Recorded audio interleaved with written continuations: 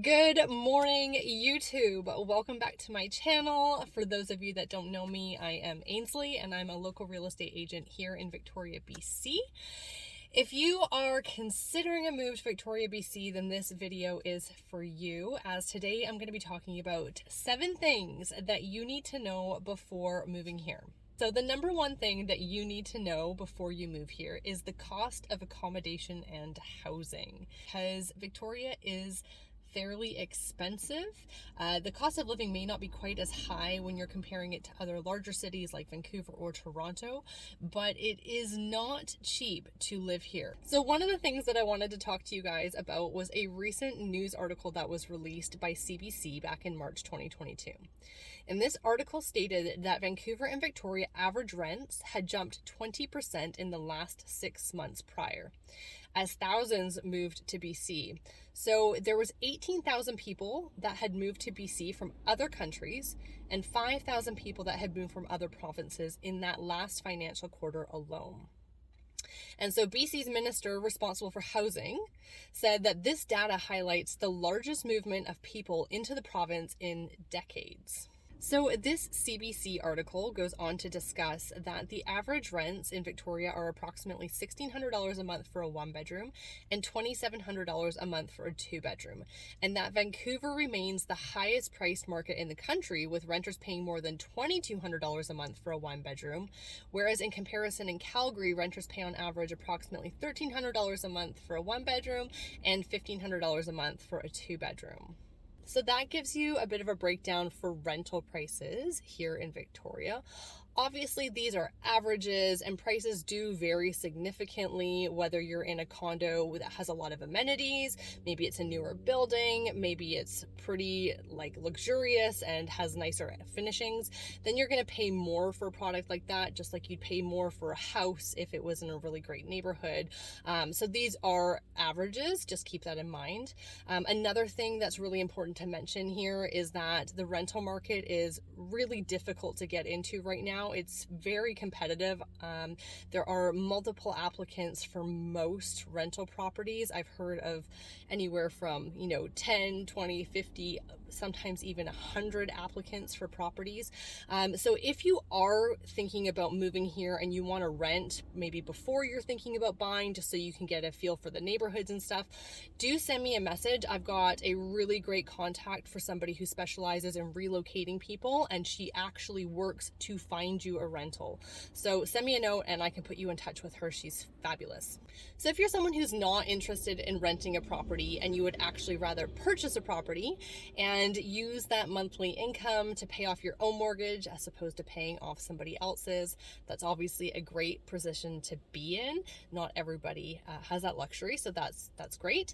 As far as prices here in Victoria for single family homes, in May 2022, the benchmark price of a single family home was $1,446,000. And out in the West Shore, you obviously get a little bit more for your money the further out you go from the core. So their benchmark prices were $1,153,000 in May 2022. And if you go out even further to somewhere like Souk, the benchmark price of a single family home is $933,500. These prices in these areas are up approximately 23 to 35% in the last 12 months, which is obviously fairly significant, but that we are seeing the market having taken a significant shift in the last couple of months, especially in the last couple of weeks, and we are very much moving towards a more balanced market. Still in a seller's market currently, but moving towards a more balanced market. And essentially what that means is that we're going to potentially see prices drop and potentially see more negotiation happen as opposed to these multiple offer situations. So as far as our affordability goes here in Victoria, if you compare real estate prices against average local incomes, Victoria's price to income ratio really can't hold a candle to the unaffordability in places like Vancouver or Toronto. But those have centers of like 2.5 to 5.9 million people. So it's really tough to compare. But if we strip out those big centers, then Victoria is kind of by far away the least affordable mid-size city to purchase in. Calgary, Ottawa, Saskatoon, and even Montreal are dramatically easier places to pick up a home than Victoria. But as I mentioned previously, the market is shifting here as much as prices are a little bit more expensive. Obviously, that's for a reason. We are on this beautiful west coast. We are on an island. There is only so much land, and we have the best climate in Canada. Which leads me to our second point of discussion, which is what you need to know before moving here. The second point is the good weather. So not many cities in Canada can boast about having great weather like we can here in Victoria. And generally, the weather is really one of the best things that the city has to offer. Generally, Victoria is famously pleasant with the mildest winters in Canada. However, this year we did have some record-breaking low temperature days, including there was 2 days back in May where we had 2 days of lows of 0.8 Celsius. We also had record rainfall warnings, wind warnings, a few atmospheric rivers, flooding, and to top it all off, it was a very cool and very rainy spring. But all of that aside, you can still argue that Victoria has the best weather in Canada. And yes, it might feel like sometimes it does rain a lot here, but really if you compare it to Vancouver, we actually get less than half the amount of rain typically. If you go back to a survey from the Weather Network back in 2009, they recorded that Victoria received 557 millimeters of rain for the year versus 1,272 millimeters of rain in Vancouver. So pretty significant difference. Again, that highlights that Victoria has gotten less than half the amount of rain for that particular year. So during the summer season, Victoria typically has a summer temperature around 22 degrees Celsius. Winter temperatures range from about 8 to 10 degrees, which is a huge difference from the negative digits found in other parts of Canada. So we're a temperate, sub-Mediterranean climate zone. This results in the mildest climate in Canada with comfortable, dry, low humidity summers and onshore breezes to keep it cool. We've got some breezes today, which is why I'm actually inside my car as opposed to standing out next to the beach here so that you guys can actually hear me. The weather here is really perfect for people that don't like extremes. So one of the other things that's really important to know before you move here is that it is more challenging to travel for a very obvious reason, because we are on an island. So if you want to live in Victoria and you love to travel and visit other countries, then you'll likely have to take at least one extra flight or perhaps a ferry. Now, there are non-stop destinations for flights from Victoria. We have YYJ Airport, and their non-stop destinations include Calgary, Edmonton, Kelowna, Montreal, Prince George, Puerto Vallarta, Seattle, Toronto, Vancouver, and Whitehorse. So pretty extensive list of non-stop destinations. I think there are also sometimes can be direct flights to Honolulu, San Francisco. So as much as it is maybe a little bit more difficult, there's still a lot of non-stop destinations, and it is relatively still easy to get off of the island and to where you want to go. Now, aside from the fact that it can be challenging to travel, flights out of Victoria can also be expensive.